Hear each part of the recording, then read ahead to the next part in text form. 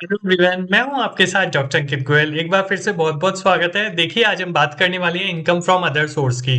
जैसे कि हम सभी जानते हैं कि हम एक्चुअली कैलकुलेट कर रहे हैं कि एक पर्सन की टोटल इनकम कैसे कैलकुलेट करते हैं। तो ये हम कई बार बात कर चुके हैं कि इनकम टैक्स ने कहा है कि आपकी जो भी टोटल इनकम है एक इंडिविजुअल की, उसको 5 हेड में डिवाइड कर देते हैं।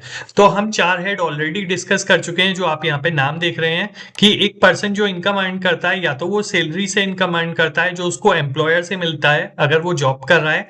दूसरी हमने इनकम की बात की थी हाउस प्रॉपर्टी की, कि अगर मान लीजिए आपका कोई घर है और वो रेंट पे उठा हुआ है, तो आपको किराए से पैसा आ रहा है, वो आपका हाउस प्रॉपर्टी में आ जाएगा।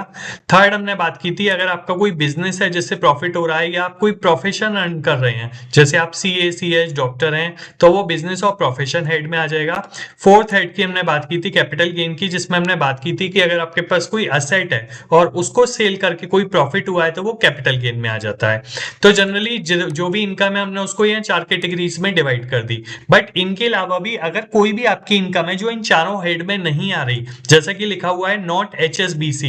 एचएसबीसी का मतलब है salary, house property, business, profession, capital gain. तो अगर इन चारों में नहीं आ रही, तो वो फिफ्थ और लास्ट हेड में आएगी, जिसका नाम है इनकम फ्रॉम अदर सोर्सेज, जिसकी आज हम बात करने वाले हैं। और मैं आपको बताने वाला हूं कि कौन कौन से कुछ एग्जाम्पल जो इनकम फ्रॉम अदर सोर्स में आएंगे और उन पे कितना कितना टैक्स लगता है। तो देखिए, कुछ कॉमन एग्जाम्पल हमने लिए हैं कि अगर मान लीजिए आपने बैंक में एफडी करा रखी है, या आपका सेविंग बैंक अकाउंट है, उस पर इंटरेस्ट रेट मिल रही है, तो बैंक की एफडी पे, आरडी पे, सेविंग पे जो भी इंटरेस्ट मिलती है, अब वो ना तो सैलरी में आएगी, ना हाउस प्रॉपर्टी में, ना बिजनेस प्रोफेशन में, ना कैपिटल गेन में। तो वो आएगी आपकी bank interest income from other source में। दूसरी हम बात करते हैं डिविडेंड की। तो देखिए, आप शेयर में इन्वेस्ट करते हैं, आप म्यूचुअल फंड में इन्वेस्ट करते हैं, तो कंपनीज को प्रॉफिट होता है, तो वो आपको डिविडेंड के फॉर्म में देते हैं। आप शेयर बेच के जो प्रॉफिट हुआ है वो तो हो गया कैपिटल गेन, बट जो डिविडेंड मिलता है वो एक तरीके से इंटरेस्ट की तरह ही है, तो वो भी आपका इनकम फ्रॉम अदर सोर्स में आएगा। इसके अलावा अगर मान लीजिए आप कोई लॉटरी खेलते हैं, आप या क्विज में कोई पैसा जीतते हैं, तो वो सारा भी आएगा इनकम फ्रॉम अदर सोर्स में। अच्छा, यहाँ पे जो टैक्स लगता है वो स्लैब के अकॉर्डिंग नहीं लगता, वो अलग से लगता है, उसकी हम आगे बात भी करेंगे अभी। और अगर मान लीजिए आपको कोई गिफ्ट मिलता है, तो वो गिफ्ट भी इसी में आता है, चाहे वो कैश के फॉर्म में मिले या प्रॉपर्टी के फॉर्म में। बट एक लिमिट तक और रिलेटिव से कैश गिफ्ट एग्जेम्प्ट होता है, उसकी हम आगे बात करेंगे। और हम बात करते हैं फैमिली पेंशन की, कि अगर आपको कोई भी फैमिली पेंशन की तरह पेंशन मिल रही है, तो वो भी इनकम फ्रॉम अदर सोर्स में आएगी। तो ये तो मैंने आपको कुछ एग्जाम्पल लिए हैं, अब कुछ रूल भी मैं आपको बता देता हूँ। देखिए, जो इंटरेस्ट इनकम मिलती है ना, वो इंटरेस्ट इनकम वैसे तो टैक्सेबल होती है इनकम फ्रॉम अदर सोर्स में। बट अगर मान लीजिए आप ओल्ड टैक्स सिस्टम में जाते हैं, तो 40,000 या 50,000 तक की एग्जेम्पशन भी मिल जाती है पूरे साल की, और सीनियर सिटीजन को अलग से 50,000 तक की मिल जाती है। तो हम एक वीडियो और बनाएंगे जिसमें हम डिडक्शंस और एग्जेम्पशंस की बात करेंगे, उसमें मैं डिटेल में बताऊंगा कि किस केस में ओल्ड टैक्स सिस्टम में आपको मिलेगी। बट अगर आप न्यू टैक्स सिस्टम में है, तो पूरी ही इंटरेस्ट इनकम आपकी टैक्सेबल इनकम में कैलकुलेट होगी। अच्छा, डिविडेंड इनकम की बात करते हैं, तो डिविडेंड इनकम भी आपकी स्लैब रेट के अकॉर्डिंग ही टैक्सेबल होगी। तो आप जितने भी परसेंटेज में आ रहे हैं, 5%, 10%, 20, 25, 30, उसके अकॉर्डिंग आपको टैक्स देना होगा। तो ये स्लैब रेट्स क्या होते हैं और किस तरीके से लगते हैं, इसके लिए हमने एक अलग से वीडियो बना रखा है, आप हमारे चैनल पे एक्सप्लोर कर सकते हैं, जिसमें मैंने आपको बताया ओल्ड टैक्स सिस्टम और न्यू टैक्स सिस्टम के क्या रेट्स हैं।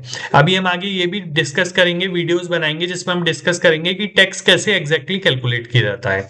अब हम बात करते हैं लॉटरी और बैटिंग की। देखिए, लॉटरी और बैटिंग की अगर हम थर्ड पॉइंट की बात करें, तो इस पे जो जनरली टैक्स लगता है वो सीधे स्लैब रेट के अकॉर्डिंग नहीं लगता, इस पे अलग से बता रखा है कि आपको इससे पैसा जीते हैं, लॉटरी से जीते हैं, बैटिंग से या विनिंग से जीते हैं, तो एक तो 30% टैक्स लगेगा ही लगेगा, प्लस इस पे सरचार्ज भी लगता है 4% का, हेल्थ एंड एजुकेशन सेस का।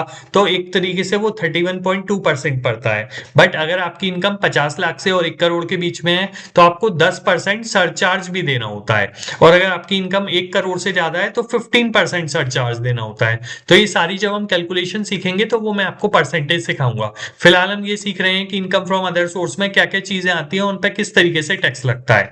अच्छा, फोर्थ हम बात करते हैं, तो अगर आपको रिलेटिव से गिफ्ट मिला है, तो देखिए रिलेटिव से तो पूरा एग्जाम्प्ट है। अब रिलेटिव की पूरी डेफिनेशन दी हुई है इनकम टैक्स में, कि रिलेटिव्स में कौन कौन आता है। हस्बैंड वाइफ आते हैं, बच्चे आते हैं, आपके ग्रैंड पेरेंट्स है वो आते हैं आपके। बट अगर फ्रेंड्स वगैरह की बात करें, या कोई भी ऐसा पर्सन जो आपका रिलेटिव नहीं है, तो उसके लिए फिर 50,000 रुपए तक एग्जेम्प्ट है, और 50,000 के ऊपर अमाउंट आते ही सारा टैक्सेबल हो जाएगा। ये ध्यान रखना है। फॉर एग्जांपल अगर आपको पूरे साल में 40,000 तक के गिफ्ट मिले हैं तो एग्जेम्प्ट है, बट अगर 60,000 के मिले हैं तो फिर 50,000 माइनस नहीं होंगे, वो पूरे 60,000 टैक्सेबल हो जाएंगे। और एक हम बात करते हैं फैमिली पेंशन की। तो अगर आपको फैमिली पेंशन मिल रही है तो देखिए अब ये ना 24-25 में अमेंडमेंट हो चुके हैं, ये 15,000 25,000 हो चुका है।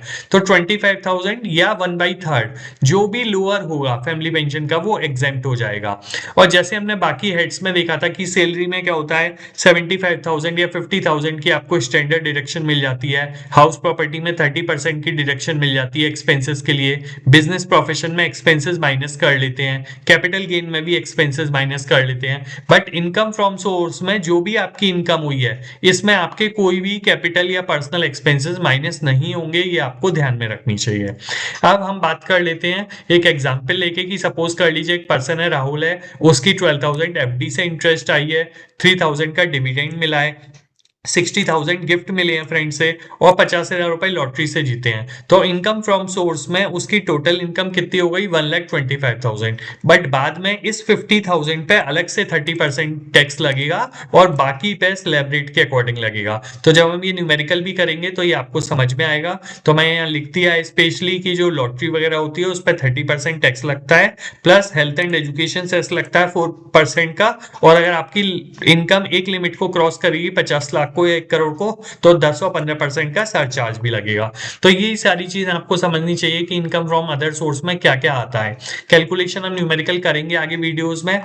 स्मार्ट टिप्स ये होती हैं भाई कि अगर आपको एफडीज करानी है तो अलग अलग फैमिली मेंबर्स के नाम से कराओ, स्प्लिट करो एफडी को, या टैक्स सेविंग स्कीम्स है उनमें पैसा लगाओ, और लॉटरीज वगैरह तो भाई वैसे ही छोड़ दो, एक तो टैक्स रेट बहुत हाई है और नुकसान होने के चांसेस ज्यादा रहते हैं आपके। तो ओवरऑल अगर हम बात करें तो हमने बात कर ली है कि एक पर्सन की इनकम कैसे कैलकुलेट होती है।